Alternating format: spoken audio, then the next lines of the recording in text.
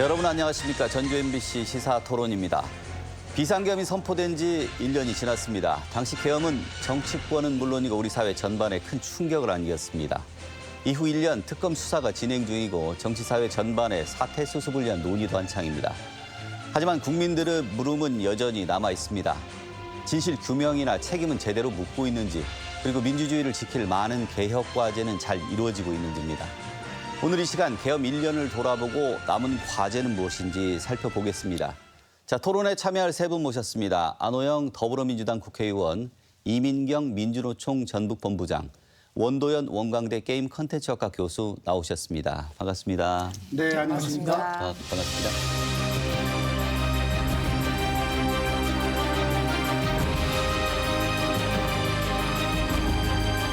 내란 세력이 자유 헌정 질서를 유지하기 위해 선포했다는 계엄은 시민들의 눈과 귀 그리고 입을 막으려 했고 기본권을 잃을 뻔했던 주권자들을 공포로 밀어넣었습니다. 2024년 12월 3일은 한 사람의 입에서 시작됐습니다.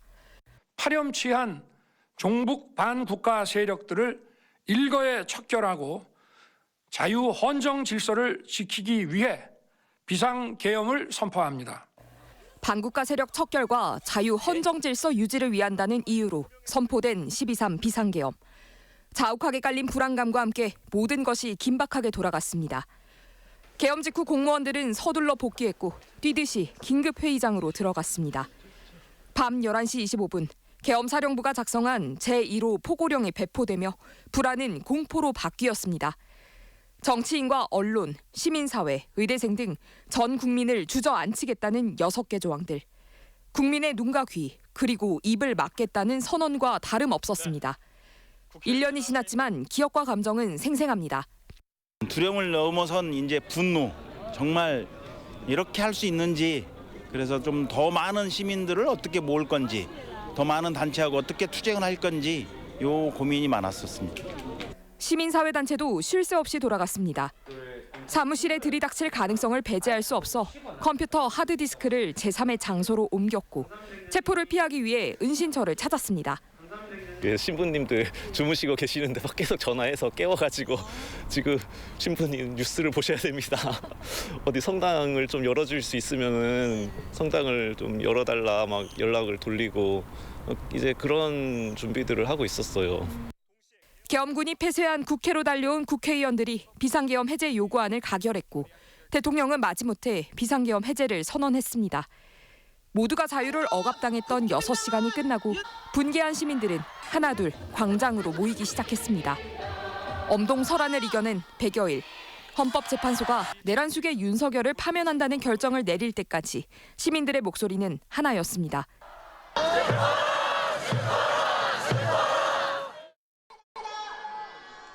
자, 개인적으로 12월 3일 어떤 소회부터 좀 듣고 넘어가겠습니다. 안 의원님. 네, 1년이 지났는데요. 지난 1년을 돌아볼 때 결국은 계엄 내란으로부터 이 나라를 지킨 것은 국민이었다, 이런 생각을 하게 됩니다.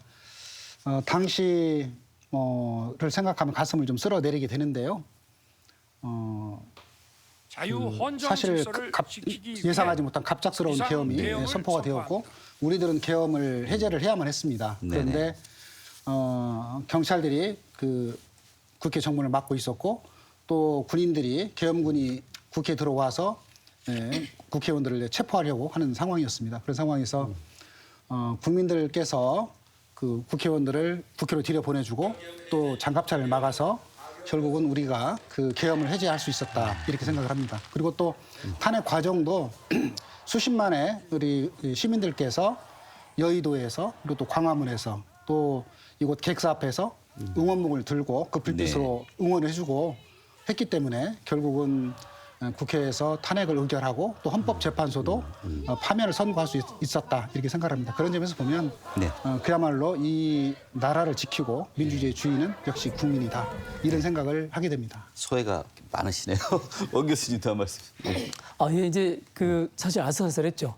그러니까 하마터면 이제 넘어갈 뻔했던 거였는데, 근데 결과적으로 계엄이 무산되고 그리고 이제 이 내란을 종식시켜 나가는 과정 중에 있는데 이렇게 우리가 겉으로 보면 굉장히 행운과 행운이 겹쳐가지고 어떤 상황이 만들어진 것 같지 않습니까? 그런데 네. 단순하게 그게 어떤 우연의 결과가 아니라 지난 반세기 동안 한국 사회가 쌓아왔던 민주주의에 대한 훈련 그리고 그것에 대한 열정 그리고 이제 그런 역사와 국민의 열정이 합쳐져서 나타난 그런 결과였다고 생각하고 여전히 진행 중이죠. 아직도 혁명과 반혁명이 첨예하게 부딪히고 있는 그런 상황이다 이렇게 보여집니다.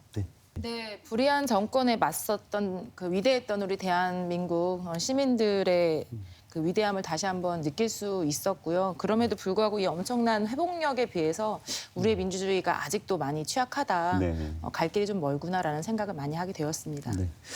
자, 12월 3일 날 이재명 대통령이 특별 담화가 아닌 특별 성명을 통해서 12월 3일 국민 주권의 날로 제정하기로 하는 등 여러 가지 이제 담화 메시지들을 발표를 했습니다.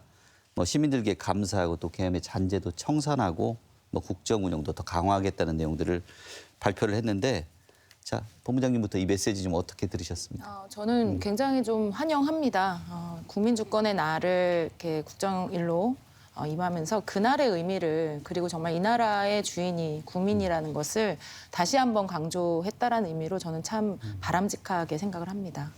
네. 야당에서 또 여당 의원이 되셨는데 어떻게 또 특별 대담 보셨습니까? 특별 담화 보셨습니까? 아까 뭐 우리 이민경 본부장님 말씀하신 것처럼 같은 심정이고요. 결국은 이 나라의 주인이 국민이라고 하는 것을 국가가 공식적으로 선언했다 이렇게 생각을 합니다. 결국은 기념일로 또 이렇게 날로 지정을 하는 것은 결국은 그것을 기억하고 또 교육하고 그 헌법 소의 가치를 체화하도록 하는 건데 결국 그것의 의미는 모든 권력은 국민 위에 군림할 수 없고 이 잘못된 불의한 권력은 국민이 허용하지 않는다. 이 국민주권의 원리, 민주주의의 원리를 이렇게 천명한 것이다. 이렇게 생각합니다. 네. 자, 원 교수님, 네네. 이제 우리 시계를 다시 돌려가지고 계엄의 네. 밤으로 다시 돌아가 보겠습니다. 1년 전 그날인데 저도 계엄 소식 듣고 뭐 노트북 챙겨가지고 회사로 열심히 돌아서 제작했던 생각이 좀 아직도 생생하거든요. 그날의 밤, 그날의 기억 어떤 기억 가지고 저는 이제 학교에서 일하다가 집에 들어와가지고 그 뉴스를 보고 이렇게 이제 차를 주차시켜놓고 올라와서 핸드폰 보면서 미쳤구나 이러고 들어와서 TV를 켰는데 TV를 켠 순간 이렇게 나타나는데 저는 이제 그날의 기억에서 그 굉장히 인상적이었던 게 그 뉴미디어들의 이 시대였잖아요. 그러니까 예전에 공중파 방송만이 아니라 일반 시민들이 유튜브를 켜고 계속 현장을 생중계하는 과정을 보면서 이거 계엄 성공하기 쉽지 않다. 그리고 이런 상황에서는 누구도 여기서 이렇게 함부로 이렇게 총을 쏘거나 이런 일을 하기가 어렵겠다. 그런 상황이 되기 때문에 그 이전에 저희가 이제 그 고등학교 시절에 겪었던 계엄하고는 완전히 달랐죠. 그 계엄은 정말 완전 칠흑 같은 어둠이었고 네. 완전히 정보가 통제된 상황이었는데 이런 상황이라면 그날의 계엄은 저는 초반부터 이건 이길 수도 있겠다라고 생각을 했었던 그런 기억이 있습니다. 본부장님 같은 경우는 뭐 그 뒤에 이게 계엄의 시작이기도 한 빛의 시작이기도 했는데 광장에서 빛의 혁명을 이끌었던 분이기도 한데 네. 자, 그날의 기억 저도 궁금합니다. 그때 두 아이들과 같이 있다가 이제 사무실로 부랴부랴 달려갔었는데요. 네, 택시를 타고 가는데 도로에 차가 하나도 없었습니다. 그리고 이제 저희 같은 지도부들 구속 체포 시에 2차 준비를 해야 된다라는 문자와 그리고 이제 어떻게 우리 시민분들께 이거를 알리고 함께 할 수 있을까라고 하는 밤을 꼬박 새우면서 이제 그런 고심했던 시간들 정말로 공포스러우면서도 화가 났던 순간들이 기억이 납니다. 당시 야당 의원이셨지 않습니까? 그때는. 그렇죠. 그냥 계엄 선포한 이후에 이제 정치권 대응도 뭐 빠르게 이루어지기도 했고 여러 가지 지금 뭐 그 관련해서 내란 또 수사도 이루어지고 하는데 당시 정치권의 대응 어떻게 평가하십니까? 또 가장 힘들었던 순간도 좀 궁금하고요.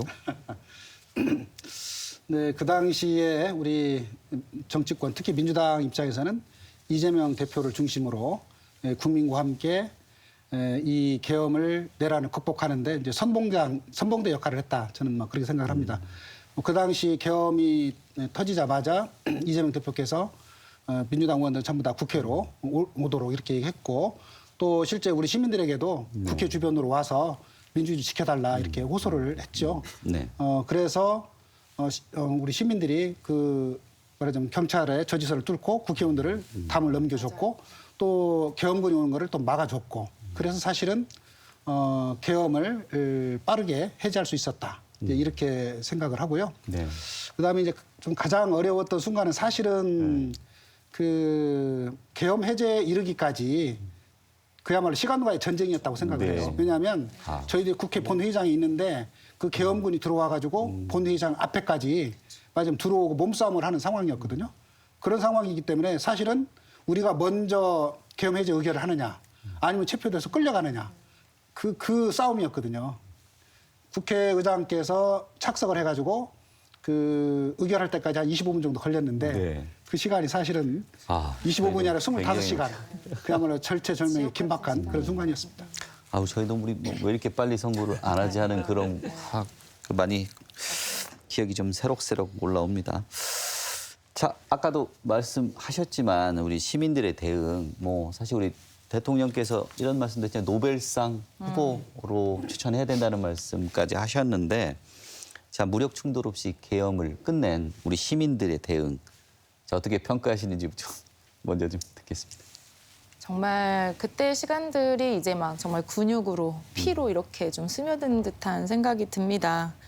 12월 3일부터 우리 시민들은 윤석열이 관저에 버틸 때 그리고 다시 석방되었을 때 그리고 뭐 12월 12일에 말도 안 되는 담화를 발표했을 때도 정말 한결같이 이 나라를 지키기 위해서 정말로 몸으로 마음으로 함께 해주셨습니다. 특히나 뭐 12월 21일 남태령의 기적 같은 시간들 그다음에 키세스 시위대라고 하는 정말 관저 앞에서 3박 4일을 꼬박 지켜주셨던 그리고 뭐 123일에 달하는 시간 동안 흔들림 없이 연결하고 연대하고 이 나라를 지키겠다는 굳건한 의지를 보면서 참 대단하다. 그리고 앞으로 우리 대한민국이 계속 이분들로 인해서 정말로 발전할 수 있겠다는 생각을 늘 지금도 하고 있습니다.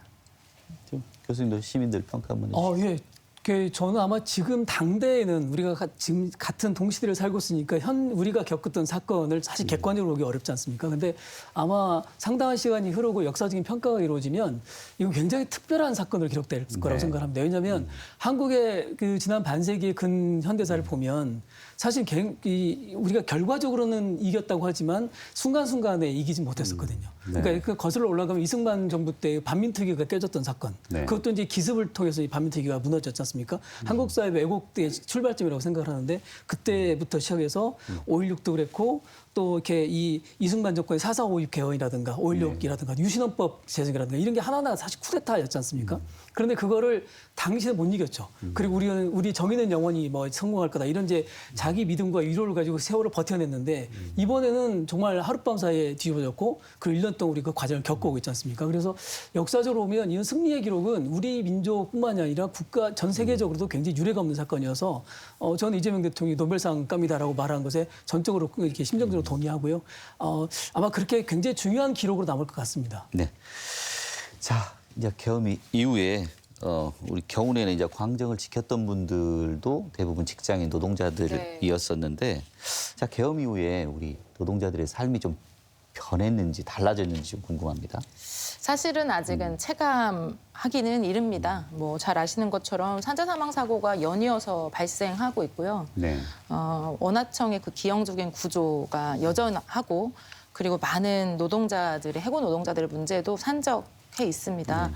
뭐 아시겠지만 지금 이번에 지방 정부와 함께 저희가 이제 노동 존중의 전라북도를 만들기 위해서 노정 교섭을 시작을 했었고 대화가 잘 되고 있다라고 생각을 했었는데요.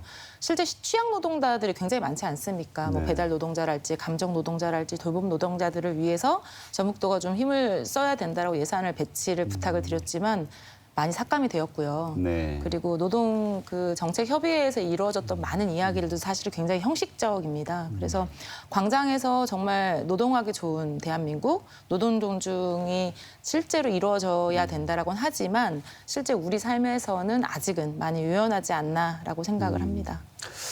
아직 뭐 사회 많이 달라지지 않은 것 같긴 한데, 네. 자, 어쨌거나 그 끝나고 난 다음에 외신에서는 그 우리 대한민국의 민주주의 회복력에 대해 상당히 찬사를 보내기도 했고요. 우리 한국 사회 지금 그 지난 1년 동안 민주주의 회복력 어느 정도 회복됐다고 좀 보시는지. 예. 저는 여전히 과정 중이라고 생각을 합니다. 네. 그러니까 이게 그날 내란의 밤의 사건이 단일한 사건이었고 그게 이른바 단일 범죄였으면 아마 이렇게 굉장히 쉽게 정리될 수 있었을 텐데 이게 한국 사회가 그동안 반세기 동안 겪어왔던 기득권 집단들과 새로운 이제 이 세력들 간의 대결과 투쟁이 이루어지는 거라고 생각을 하거든요. 그러니까 일종의 혁명과 반혁명이 부딪히고 있는 건데 프랑스 대혁명이 무려 110년 동안 이어집니다. 그러니까 봉건적인 왕조와 귀족들의 지배체제를 무너뜨리는데 110년이 걸리거든요. 그러니까 하나의 기득권 세력이 완강하게 버티고 있는 세력을 무너뜨리는 건 굉장히 어렵죠. 근데 지금 우리가 목도하고 있는 건 한국 사회를 지배해왔던 지배 엘리트들이 그들이 누구였는가, 그들의 본질이 뭐였는가를 보고 있지 않습니까?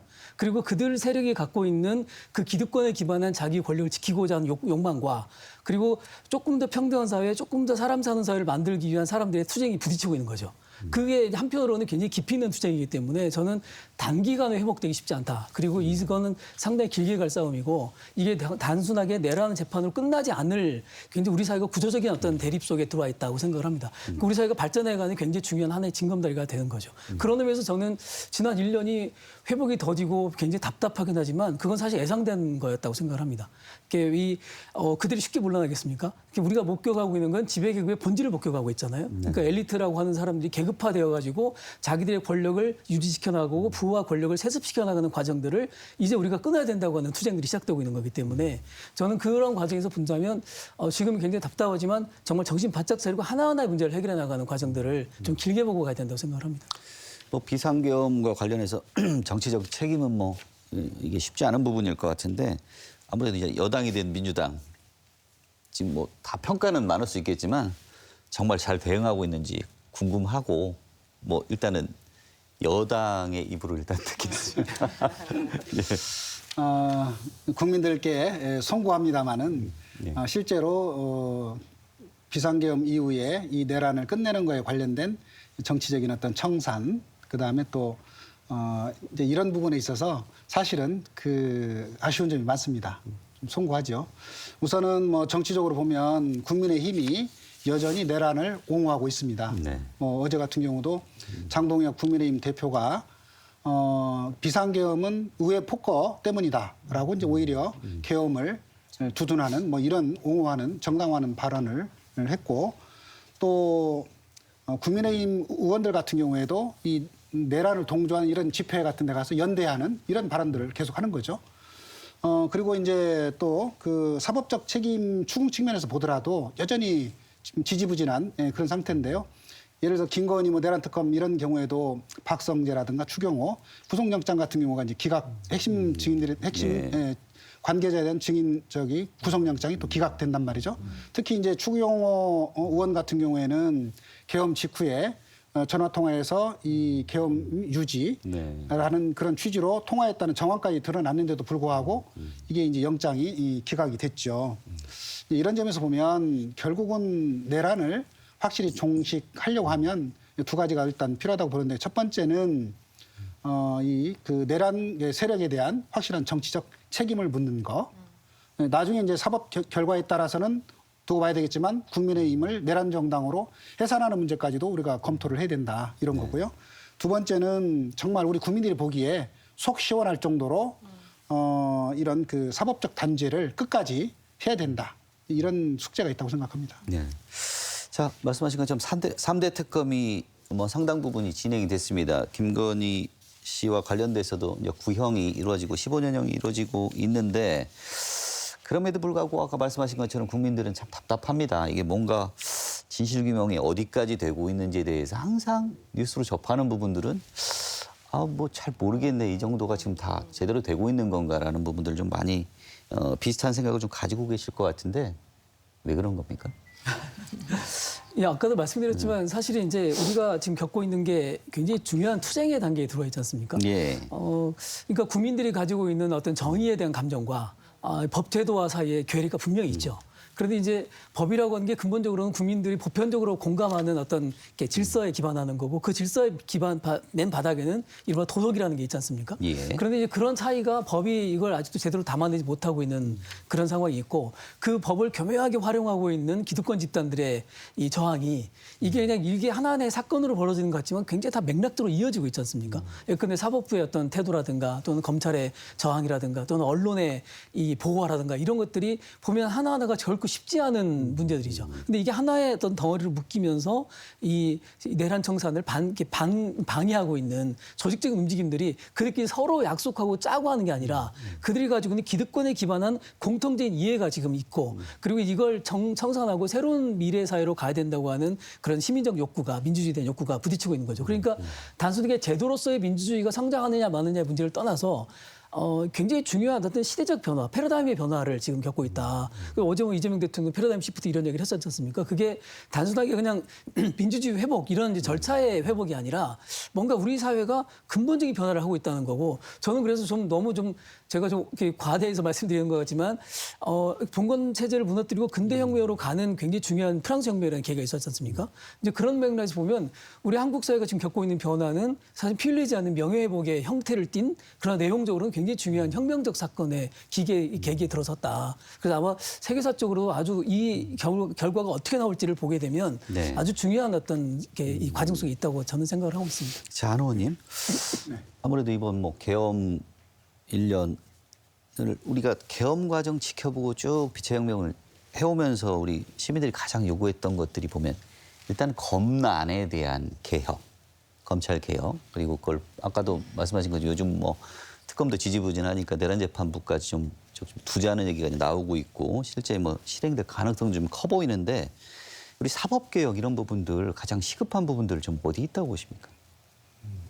여러 가지 뭐 숙제가 있겠습니다만은 특히 이제 지금 상황에서 보면 내란의 이제 청산 또 종식이라는 측면에서 봤을 때 그 측면에서 사법 개혁이 필요하죠. 그런 측면에서 보면 내란 사건을 전담하는 내란 재판부가 설치하는 것이 좀 시급하다 이런 생각을 합니다. 왜냐하면은 그 지금 아까도 말씀드렸지만 이제 추경호 의원처럼 실제로 내란 직후에 그 계엄 유지에 관련된 내용으로 추정되는 통화를 한 정황이 있는데도 불구하고 지금 영장이 좀 기각됐죠. 또 그거 외에도 핵심 관련자들의 영장이 기각됐기 때문에 이런 식의 상황이 계속되면 과연 진상을 제대로 규명할 수 있을까? 국민들은 의구심을 가질 수밖에 없죠. 또 한 면에서 보면 지금 쥐기현 재판부가 윤석열 재판을 하고 있는데 지금 구속 만기가 1월 18일로 예정돼 있어요. 그런데 아마 많은 국민들께서 이러다가 또 윤석열 내란 수괴가 두 발로 또 걸어 나오는 거 아니냐. 네. 아마 또 이런 불안감을 갖고 있으라고 생각합니다. 그래서 결국 이 사법부에 대한 불신이 현재 좀 많이 커지고 있다. 얼마 전에 통계를 보니 그 여론조사 결과를 보니까 MBC가 어디하고 좀 같이 했는데요. 쥐기현 재판부가 재판을 불공정하게 하고 재판이 더디다라고 보는 시각이 63%에 이르고 있는 상황입니다. 그래서 이 내란 사건만큼은 독립된 전담 재판부가 재판을 신속하고 또 단호하게 할 필요가 있다. 그래야만 사법부에 대한 불신을 끊고 또 우리 사법부도 국민으로부터 신뢰받는 사법부가 될 것이다. 이렇게 말씀을 드리고 싶습니다.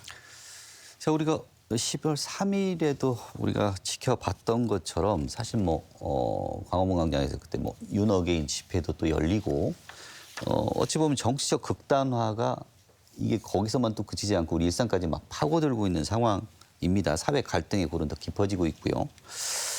자, 이 현상 좀 어떻게 얘기를 좀 해주시겠어요? 예. 이제 이게 사회적으로 보자면 사회학적으로 보자면 사실 필연적인 과정이라고 저는 생각을 합니다. 아까 말씀드렸듯이 이 사건을 하나의 단일한 범죄, 그 범죄에 대한 단죄 이렇게 가는 구조가 아니지 않습니까? 우리 사회 구조를 가지고 부딪히고 있는 대립이라고 본다면 그 과정에서 튀어나오는 이제 이게 굉장히 우발적이고 물론 이제 말도 안 되는 사건이 벌어졌습니다만 그러나 본질은 구조에 있다고 본다면 저는 이제 이런 정치적 극단화는 사실은 필연적으로 나타날 수밖에 없는 결과다. 예컨대 이런 거죠. 자, 내란에 대한 재판이 다 끝났어요. 그래서 단죄가 되고 뭐 예컨대 무기부터 사형 뭐 이제 20년형, 30년 이렇게 다 됐다 치자 이거죠. 그렇게 됐다고 해서 끝나느냐? 결코 끝나지 않은 거죠. 그렇게 한다 해도 문제는 여전히 남아있고 그 후과는 굉장히 오랫동안 지속될 겁니다. 그러니까 늘 혁명과 반혁명은 강렬하게 부딪히게 돼 있고요. 그것이 특히 기득권과 연결돼 있기 때문에 쉽게 포기되지 않습니다. 그래서 역사적으로 보자면 아까도 말씀드렸던 프랑스 혁명 당시에 나폴레옹이 공화정을 선언하고 공화정으로서 이렇게 수반이 됐는데 다시 또 왕으로 돌아가고요. 왕정 복고에 대한 움직임들이 국민적 열망을 일어나고요. 그 나폴레옹이 귀양 갔다 돌아오는 과정에 신문의 결과가 하루하루 달라지지 않습니까? 이게 이제 그 사람들이 그 상황을 바라보는 시각들인데 전 정치 극단화를 너무 부정적으로만 보고 이게 우리가 없어져야 돼. 이게 우리 사회에서 굉장히 아름다운 모습으로 가야 돼. 이런 느낌보다는 현실을 있는 대로 보고 그 상황에서 우리가 어떤 방법을 체크해야 되냐 굉장히 중요하다고 봅니다. 그런데 지금 정치 극단화의 한 주축으로 굉장히 걱정되는 요소가 이른바 이제 2030 세대가 가지고 있는 보수화 또는 이제 그 우익화, 우경화의 상황이지 않습니까? 이들이 가지고 있는 문제의 본질을 쫓아 올라가면 이명박 정부 시절에 했던 교육이 초등학교, 중학교 시절에 교육 문제에서 비롯되거든요. 그리고 이들이 대학에 와서는 인문학이나 사회학에 대한 공부를 전혀 안 합니다. 그러니까 이렇게 그런 교육을 받아온 생각하는 법을 잃어버린 세대가 가지고 있는 중요한 문제가 발생하고 있는 거죠. 그럼 우리가 사실은 이 문제를 길게 보면서 이제 구조가 어디서 시작됐는가? 그러면 지금 초등학교 중학생들의 교육을 우리가 어떻게 할 건가? 이런 문제들에 대해서 고민하고 문제의 본질을 찾아가는 노력들이 같이 있어야 되는 거죠. 더 노력이 좀 필요하다는 얘기. 예, 그렇습니다. 그래서 극단화 자체를 걱정하는 건 굉장히 좋지만 그걸 감정적으로 이 우리 사회 큰일이야, 문제야 이렇게 말하는 것보다는 이 문제의 원인이 뭔가를 좀 통찰하고 그걸 찾아가는 작업을 해야 된다고 생각을 합니다. 자, 이민경 본부장님. 네. 갈라진 민심은 뭐 노동 현장에도 예외일 수는 없을 것 같은데 어떻습니까? 그러니까 사실 노동 현장에서는 갈라진 민심에 대한 갈등이 크기보다는 너무 우리 목소리가 묻히고 있다. 사라지고 있다. 되려 이제 광장에서는 굉장히 많은 뭐 서민들, 여성들, 뭐 그다음에 소수자들 다양한 목소리들이 거기서 하나의 이제 국가를 만드는 것처럼 굉장히 많은 이야기들이 오고 갔었는데 이 국힘이 이런 식으로 거의 범죄 집단 비슷한 국힘이 버티고 있고 이를 대응하는 이제 민주당의 거대 양당의 모습이 계속 보여지면서 실제로 노동자들이 바라는 기본 노동권이랄지 그다음에 서민들이 살고자 하는 코스피가 5,000을 찍어도 난 내 삶은 왜 달라지지 않았을까? 내가 광장에서 외쳤던 그 얘기들은 왜 정책화되지 않았을까? 이런 부분들이 있고요. 실제 이 담론이 자꾸 양극단으로 가고 이 외소화하는 데 있어서는 지금의 이야기들이 굉장히 단편적인 이야기들만 많이 되고 있다. 실제로 민의에 대한 얘기들, 서민들에 대한 얘기들이 굉장히 많이 묻히고 있다라고 하는 얘기들을 오히려 더 많이 하고 있습니다.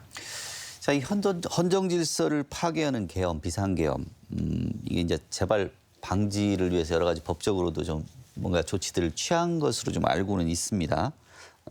어쨌거나 이런 일들이 다시 일어나서는 안 되기 때문에 앞으로 이제 개혁 과제를 하나씩 좀 얘기를 좀 해주셨으면 합니다. 반드시 완수해야 될 딱 한 가지 개혁 과제를 먼저 안 의원님부터 드리겠습니다. 지금 이제 내란은 현재 진행 중이거든요. 네. 그래서 재발 방지를 하려고 그러면 두 가지가 필요합니다. 첫 번째는 청산의 과제를 제대로 해야 되는 거. 두 번째는 그 청산을 전제로 재발 방지까지 나와야 완전한 청산이 되겠죠. 그런 점에서 보면 아직도 그 제대로 단죄되지 않고 진행 중에 있기 때문에 아까 말씀드린 것처럼 이런 내란 전담 재판부라든가 아니면 뭐 지금 특검이 이제 또 그 기한이 종료되는 문제가 있기 때문에 또 여러 개의 특검으로 나눠져 있어서 이것을 종합해서 2차 특검을 통해서 진상을 제대로 규명하는 거 이런 것도 좀 필요하다고 보고요. 이런 것들이 돼서 제대로 이제 그러면 이제 처벌이 되면 그 다음에 나올 수 있는 문제가 말하자면 이 내란에 대해서는 공소시효 없이 끝까지 처벌한다는 거. 두 번째는 이렇게 처벌받은 사람들이 다시 정치권으로 복귀하지 못하도록 뭐 예를 들면 피선거권을 뭐 영원히 제한을 한다든가 아니면은 뭐 사면을 뭐 금지한다든가 하는 이런 조치들도 저는 뭐 있어야 된다고 생각을 합니다. 네, 몽 교수님도 개혁 과제 하나. 예, 뭐 이제 검찰 개혁 또는 이제 그 사법 개혁 이런 얘기 많이 하니까 저는 이제 문제를 권력이 집중되는 게 문제잖아요. 권력과 부가 집중되는 게 문제인데 이게 권력 구조의 문제, 뭐 그래서 뭐 대통령제라든가 이 문제가 아니라 권력을 분산시키는 게 굉장히 중요하다. 그런데 이제 저희 뭐 지방에서 늘 살았던 사람 입장에 보자면 서울에 너무 많은 권력이 집중돼 있다 보니까 이런 것도 좀 분산시키는 게 중요하다. 그래서 검찰 개혁의 핵심도 결국은 그 힘을 분산시키자고 하는 거지 않습니까? 그러니까 그런 의미에서 보자면 우리 사회가 분권에 대해 조금 더 이렇게 강력한 의지를 가져야 된다. 그래서 근데 우리가 농담처럼 얘기하자면 대법원도 왜 꼭 서울에 있어야 되느냐? 왜? 그리고 왜 꼭 세종으로 가야 되느냐? 익산으로 오면 안 되느냐? 전주로 오면 안 되느냐? 우리가 그런 이야기를 해볼 수 있는 단계가 됐다고 봐요. 그래서 그게 공간적으로 이렇게 흩어져 있는 게 사실은 이렇게 공간이 의식을 결정하기도 하지 않습니까? 그래서 저는 권력의 집중이라는 걸 어떤 식으로도 좀 깨는 작업들이 좀 있어야 된다. 그래서 사법개혁, 검찰개혁, 뭐 언론개혁 모두가 중요하지만 이게 권력과 부의 집중을 깨자고 하는 차원에서 본다면 우리가 이제 한 걸음 더 나가서 이 권력을 분산시키는 의미에서 분권을 진정한 의미의 분권을 좀 고민해야 될 때다 이렇게 생각합니다. 뭐 당시에도 우리가 가장 관심 가졌던 문제는 뭐 이 비대한 권력을 가진 대통령제를 먼저 바꿔야 된다는 얘기까지 많이 있었지만 사실 뭐 쏙 들어갔었습니다. 제왕적 예. 대통령제를 예. 바꿔야 된다. 또 사법개혁 입장에서 보면 제왕적 대법원장 네. 이 제도를 바꿔야 된다. 이런 얘기가 있죠. 네. 그렇죠. 변화가 좀 너무 뜬 있었습니다. 이야기 같지만 예. 사실 이렇게 분산시킨다는 차원에 보자면 우리도 이렇게 권력의 분산을 다양한 방법으로 생각해야 된다고 생각하는 거죠. 자, 이분 문장님 개혁과자. 독일에서는 95살이 먹은 노인에게도 실제로 그때 나치에 동조했다는 이유로 5년형을 받더라고요. 지금까지도. 네. 정말 내란에 대한 단죄는 다도해야 되고 명료해야 되고 끝까지 가야 된다라고 생각합니다. 우리가 전두환이나 노태우가 나왔고 이명박근혜가 이렇게 나올 때 그 국민들이 가졌던 허탈함이 있거든요. 저는 이 부분에 대해서는 정말 저희가 법을 바꾸는 실제로 저희가 이제 지금 개헌에 대한 얘기들을 안 할 수가 없다. 네. 구비주권을 강화시키는 방법으로 개헌을 통해서라도 이 엄청나게 범죄를 저질렀던 이 대통령들을 제대로 단죄할 수 있도록 마련을 해야 된다라는 생각을 하고 있습니다.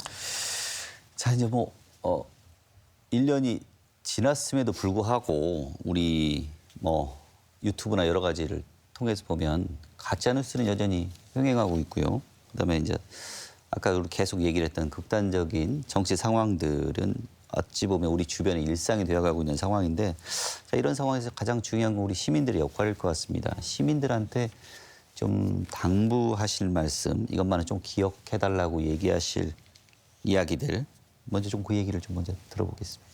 네, 대통령과 집권 여당이 모든 것을 바꿔줄 수 없습니다. 우리나라의 역사를 봐서도 시민들이 이 국가를 지켜온 것처럼 참여와 그리고 연대, 공동체를 향한 그 가치들을 우리가 다시 한번 좀 모아야 될 때가 됐다. 1월 18일에 어쩌면 우리가 다시 한번 광장에 모여야 될 때가 되지 않았나. 용기를 갖고 함께 해주시기를 늘 바랍니다. 네. 정홍 교수님. 예. 지금도 아슬아슬하죠. 네. 언제 이 상황이 정리될 때까지 너무 아슬아슬한 상황인데 이제 가짜뉴스 이야기를 하셨으니까 네. 사실은 이제 워낙 대립이 격화되고 또 상황들이 늘 바뀌다 보니까 우리도 굉장히 자극적인 뉴스를 찾아다니면서 이제 보통 평범한 뉴스는 귀에 잘 안 들어오잖아요. 근데 이런 상황들이 됐는데 저는 이럴 때일수록 조금 더 우리가 생각을 좀 많이 해야 된다. 예, 생각을 많이 하고 이게 뭐 좋은 이야기인지 모르겠지만 좀 많이 읽었으면 좋겠다. 그게 책이 됐든 뭐 이렇게 만화가 됐든 뭐가 됐든 좀 공부합시다. 많이 읽고 그래서 좀 생각을 많이 했으면 좋겠다. 그래서 우리가 그래야 가짜를 분별할 수 있는 시각이 조금은 생기지 않을까. 저도 그런 반성을 합니다. 저도 너무 막 자극적인 뉴스를 찾아다니고 어느 날 보면 이제 재미없는 뉴스는 못 보겠고 조금 긴 뉴스는 못 보겠고 이렇게 되는데 그러지 않았으면 좋겠다. 우리가 좀 생각하고 그리고 읽고 좀 사색하는 그런 상황 속 그래야 이제 진정한 용기가 말씀하신 용기의 이제 이 근원이 되니까 그런 부분을 좀 같이 했으면 좋겠습니다. 자, 의원님도 시민들에게 말씀해 주시죠. 우리 국민들이 이 나라의 주권자시고 주인이십니다. 그러려면 여러 가지 국가적인 현안이나 이런 부분에 대해서도 사실에 근거한 합리적인 이런 차분한 이런 생각이 필요하다. 저도 아까 뭐 비슷한 취지로 말씀드리고 싶고요. 근데 실제로 이제 만약에 우리가 편향된 생각을 갖게 되는 경우에 상당한 심각한 갈등이 되고 문제가 됩니다. 지난번 그 윤석열의 계엄 내란 때도 뭐 이런 좌파 세력이 어디를 지배하고 있다. 그리고 뭐 부정 선거가 있었다. 북한이 개입했다. 뭐 이런 얘기들이 광범위하게 퍼졌고요. 이제 그런 것들이 윤석열이 계엄을 말하자면 선포하는 또 빌미가 됐거든요. 또 젊은이들이 그때 서부지방법원을 말하자면 들어가서 파괴를 하고 막 그랬는데 그런 사람들도 이러한 그 잘못된 생각에 빠져 있는 경우들이 많거든요. 그래서 근데 결국 이 문제를 하려고 그러면 아까도 비슷한 취지인데 이게 지금 요즘은 하도 그 유튜버나 이런 것들이 어느 한 입장에서 계속 강조를 하게 되고 그러면 이제 그게 좋아하는 대로만 그쪽으로 빠져가지고 확증 편향에 빠지는 이런 문제들이 있거든요. 그러니까 결국은 다양한 견해 의도적으로 말하자면 이쪽 성향의 얘기를 들었으면 반대쪽 얘기도 좀 들으면서 내 생각의 어떤 균형과 조화 이런 것들을 찾아가는 노력이 무엇보다 좀 중요한 것이 아닌가 그런 생각을 합니다. 자, 오늘 약속된 시간이 좀 다 지나가고 있는데요. 마무리 말씀 좀 짧게 미처 하지 못한 말씀 있으면 좀 섞어서 한마디씩 좀 부탁드리겠습니다. 교수님부터. 예. 뭐 지금 이제 늘 이야기가 좀 끝나지 않았다. 이런 때일수록 우리가 가져야 되는 가장 중요한 게 어떤 마음가짐들은 저는 아까 말씀드린 생각하는 힘과 용기. 예, 그래서 이 상황을 너무 힘들고 지루하고 너무 견디기 어려워 보이지만 지나놓고 나면 또 그 시간이라는 게 굉장히 짧게 느껴지고 그렇다고 생각합니다. 그래서 저는 지치지 않았으면 좋겠고요. 예, 마지막까지 정신 바짝 차리고 상황을 봤으면 좋겠다 생각합니다. 네, 본부장님. 네, 우리가 광장에서 내란 청산과 사회 대개혁에 대한 요구를 다 같이 모았습니다. 이제 청산은 발을 떼었고 개혁까지는 아직 시작을 하지 못한 상황입니다. 네, 이 나라 국민들께서 아마도 그 과제가 완수되는 그날까지 아마도 온 힘을 다해서 함께 해주실 거라고 믿고요. 저희 시민사회 단체들도 함께 맨 앞에서 앞장서겠습니다. 자, 의원님. 저는 먼저 우리 전북 도민들께 존경과 감사의 말씀을 드리고 싶습니다. 윤석열 계엄 내란을 극복할 때 우리 전북 도민들께서 가장 이렇게 앞장서서 싸워 주셨습니다. 지난 윤석열 3년 정권 지하에서 우리 전북은 새만금 개발도 지연이 되고 예산도 삭감되면서 발전할 수 있는 많은 기회를 사실은 상실이 됐습니다. 이번에 이제 이재명 정부가 들어선 만큼 내란 청산을 확실하게 하고 또 우리 전북 도민이 잘 살고 또 잘 일할 수 있도록 먹사니즘, 잘사니즘의 가치로 새로운 길을 좀 열어갔으면 좋겠습니다. 자, 오늘 말씀 감사합니다. 오늘 말씀 감사합니다. 감사합니다. 자, 12.3 계엄 1년을 맞아 여러 이야기 나눠봤는데요. 민주주의는 과거 기억만으로 지켜지지 않죠. 현재 선택으로 유지되고 내일의 책임으로 완성됩니다.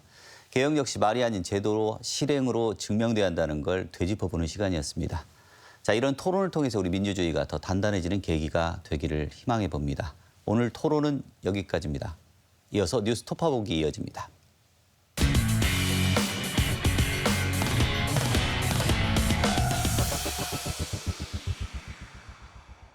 자, 한 주간의 이슈를 살펴봅니다. 뉴스 톱파보기 김선화 변호사와 함께합니다. 안녕하십니까? 안녕하십니까?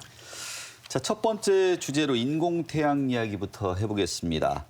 자, 정부가 인공태양 연구시설 사업 부지로 우리 새만금이 아닌 인근의 전남 나주를 선정했는데 이를 두고 지금 전라북도가 상당히 민감하게 반응을 하고 있습니다. 어떤 이야기입니까?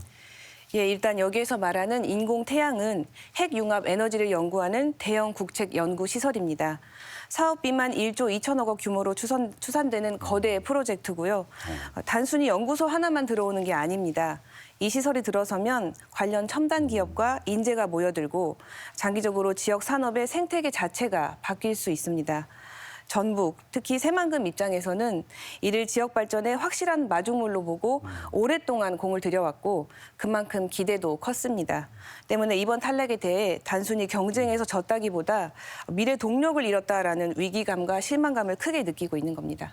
이 전북자치도는 그 정부 기준을 충족한 곳은 새만금뿐이라는 입장인데 선정 결과는 나주였다고 지금 반발하고 있거든요. 그런데 정부는 또 종합평가 결과라는 이야기는 반복하고 있습니다. 예. 뭐가 맞는 겁니까? 예, 핵심은 공모 조건을 어떻게 해석하느냐의 차이입니다. 전북도의 주장은 이렇습니다. 공모 공고문에 토지 소유권 이전이 가능한 지역을 우선 검토하겠다라는 문구가 명시돼 있었고 이 조건을 완벽히 갖춘 땅은 지자체 부지인 새만금뿐이었다는 겁니다. 즉 시험 문제에서 요구한 정답을 썼는데 왜 오답 처리가 되느냐는 겁니다. 반면에 정부 입장은 이번 평가가 종합평가였다는 겁니다. 토지 소유권뿐만 아니라 집안 안정성, 주변 인프라, 향후 개발 가능성 등 다양한 요소를 점수로 합산하다 보니 나주가 더 높은 점수를 받았다는 설명입니다. 이 공고문 내용을 보면 이런 얘기가 있습니다. 토지 소유권 이전이 가능한 지역을 우선 검토한다는 내용이 있습니다. 예. 아무래도 이게 우리 새만금 같은 경우는 정부 땅이기 때문에 국유지이기 때문에 크게 소유권 이전에 문제가 없는 지역인데 예, 반면에 지금 나주 같은 경우는 그렇지 않은 것 같아요. 이런 공고문 내용이 잘 지켜졌느냐는 내용이 좀 핵심일 것 같은데 어떻습니까? 예, 충분히 법적 쟁점이 될 수 있습니다.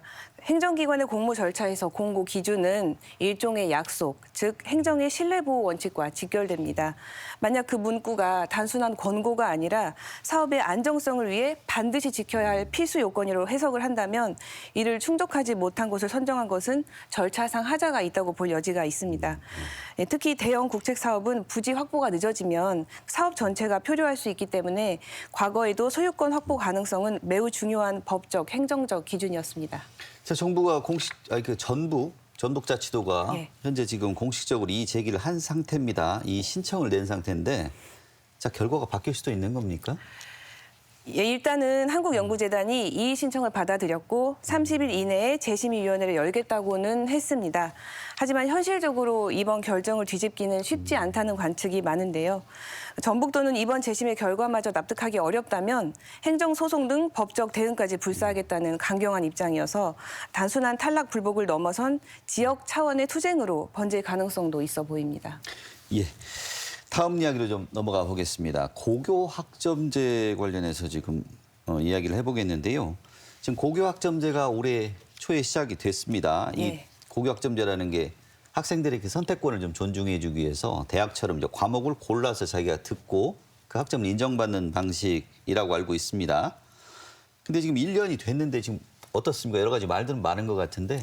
예, 일단 고교 학점제는 대학교처럼 학생이 원하는 과목을 선택해 듣고 누적 학점이 일정 기준에 도달하면 졸업하는 제도입니다. 올해부터 모든 고교에 도입은 됐지만 지금은 과도기적 단계입니다. 왜냐하면 현재 적용 대상인 고1 학생들은 주로 국영수 같은 공통 과목을 듣기 때문에 선택의 폭을 체감하기는 아직 어렵고요. 본격적인 선택 과목은 2학년부터 시작됩니다. 그래서 제도는 시작됐지만 피부로 느끼는 변화는 아직 미미하다는 반응입니다. 자, 아무래도 이게 그 뭐 과학 과목 같은 경우는 여러 가지 물리, 화학, 예. 그다음에 생명과학, 지구과학 여러 가지가 있는데 자, 학생 수가 적은 지역 학교 같은 경우에는 사실 교사 수도 부족하다 보면 그런 과목을 다 선택할 수가 없지 않겠습니까? 예. 자, 이런 부분들 어떻습니까? 좀 걱정이 있는 부분 같은데요. 예, 맞습니다. 이 부분이 가장 뼈아픈 대목입니다. 학생 수가 많은 도시 학교는 다양한 과목을 개설할 수 있지만 소규모 학교는 폐강되거나 아예 개설조차 못하는 경우가 생깁니다. 이렇게 되면 사는 지역에 따라 또 다니는 학교에 따라 교육 기회 불평등이 고착화될 위험이 있습니다. 입시와 직결되는 문제인 만큼 이 격차를 방치하면 고교 학점제가 오히려 교육 양극화를 심화시킬 수 있다는 점이 가장 심각한 문제입니다. 교육부도 사실 이런 문제를 알고 있는 것 같은데 그래서 지역이나 학교 규모에 따른 격차 줄이겠다는 입장 밝히고 있는데요. 앞으로 좀 보완해야 될 점 어떤 게 있겠습니까? 예, 아까 말씀하셨다시피 핵심은 교원 확충과 학교 간 연계입니다. 다양한 과목을 가르칠 선생님을 늘리는 게 가장 시급하고요. 현실적으로 어렵다면 인근 학교끼리 화상 수업을 한다든지 과목을 같이 그렇게 공유를 한다 또는 온라인 강의 시스템을 더 촘촘하게 구축해야 합니다. 예, 학생들이 어느 지역에 살든 최소한의 선택권은 보장받을 수 있도록 형식적인 도입보다 실질적인 인프라 지원이 선행돼야 할 것입니다. 아무래도 입시하고 관련돼 있는 것들이기 때문에 좀 꼼꼼히 좀 보완이 돼야 될 것 같습니다. 예. 자, 마지막 주제 이야기 해보겠습니다. 일명 세간에 잘 알려져 있는 사건이죠. 초코파이 절도 사건. 네, 맞습니다. 논란이 좀 많았습니다. 재판이 2년간이나 진행이 됐는데 결국 무죄 선고가 났습니다. 예. 과정 한번 좀 정리 좀 한번 해주시죠. 예, 사건은 한 대기업 협력업체 직원이 원청 사무실 냉장고에 있던 간식 2개, 총 1,050원어치를 꺼내 먹으면서 시작됐습니다. 직원은 관행적으로 먹어도 되는 줄 알았다라고 했지만 회사 측은 절도라며 고소했고 그 결과 2년 동안의 재판이 이어졌던 겁니다. 네. 자, 과자는 아까 말씀하신 것처럼 그 초코파이하고 커스터드라는 과자 두 개 합치면 1,050원 그렇다고 얘기 들었습니다. 네. 이게 재판에 쓴 비용은 기천만 원이 넘어가는 돈이 쓰였습니다. 예. 이 많은 분들이 이런 얘기를 하시죠. 이게 법정에 갈 사안인가? 예. 라는 얘기를 좀 많이 하는데 법적으로는 상식적으로 어떻게 보십니까? 피상적으로 봤을 때는 되게 간단한 문제처럼 보입니다만 당사자가 보안, 경비 업무 종사자라서 만약에 절도죄로 벌금형 이상을 받게 되면 그 금액 크기와 상관없이 당연퇴직 사유가 됩니다. 1심에 벌금형이 확정되었다면 1심에서는 벌금 5만 원형이 나왔습니다. 그 직장을 잃을 가능성이 있었습니다. 따라서 이 사건은 단순한 천원 절도가 아니라 고용 유지가 걸린 문제였습니다. 소요된 비용이 2천만 원으로 알려졌습니다만 그 피고인이 무죄를 입증하기 위해 쓴 2년 동안의 시간, 정신적 손해, 수사와 재판에 들어간 검찰, 법원의 행정력, 회사 측의 대응 비용, 변호사 비용 이거를 모두 합산하면 약 2천만 원에 달할 것이라고 추산하는 겁니다. 이걸 지켜보는 우리 그 시민들 모두 다 같은 생각이었을 것 같은데 예. 결과보다 좀 과정들이 좀 되게 씁쓸했다는 얘기들 많이 나오는데 아무래도 그 우리 사회가 무리한 고발 기소 관련해서 관행이 좀 많이 좀 있지 않습니까? 예. 자, 앞으로 좀 어떤 숙제를 남겼다고 보시는지요? 예, 이 사건은 결과 자체보다 말씀하셨듯이 과정에서 드러난 구조적 문제가 더 뚜렷하게 드러난 사례입니다. 단순히 1,050원짜리 간식 문제가 아니라 대기업 원청과 협력업체 직원 사이의 위계적 구조, 그리고 그 속에서 발생한 오해와 갈등이 형사 절차로까지 번진 건데요. 그 내부 조치나 대화로 충분히 해결 가능한 사안이었음에도 회사 측이 형사 고발이라는 가장 강력한 수단을 선택했고 수사기관도 사건의 성격에 비해 지나치게 기계적으로 기소한 점이 문제로 지적됩니다. 경미한 문제까지 형사 절차로 끌고 가면서 2년 가까이 재판이 이어졌고 결국에는 무죄가 선고되면서 사회적, 행정적 비용만 과도하게 지출된 셈입니다. 형사법의 기본 원칙은 최후 수단성입니다. 사소한 갈등은 우선 조직 내부의 절차나 조정 등으로 해결하고 형사 절차는 정말 필요한 경우에만 써야 한다는 점을 다시 확인시킨 사건입니다. 네, 오늘 말씀 감사합니다. 자, 뉴스 톱파보기 김선화 변호사와 함께했습니다. 자, 인공태양은 옆집 나주로 갔지만 새만금이 던지고 있는 질문까지 사라진 건 아닙니다. 정부의 선정 과정이 공정했는가, 결과가 누구나 납득할 수 있었는가, 그리고 주어진 기회는 정말 균등했는가입니다. 건강한 사회와 지역 균형 발전을 위해 이 질문은 아직 진행형이어야 한다는 말씀 드리면서 전주 MBC 시사토론 마치겠습니다. 시청해주신 여러분 고맙습니다.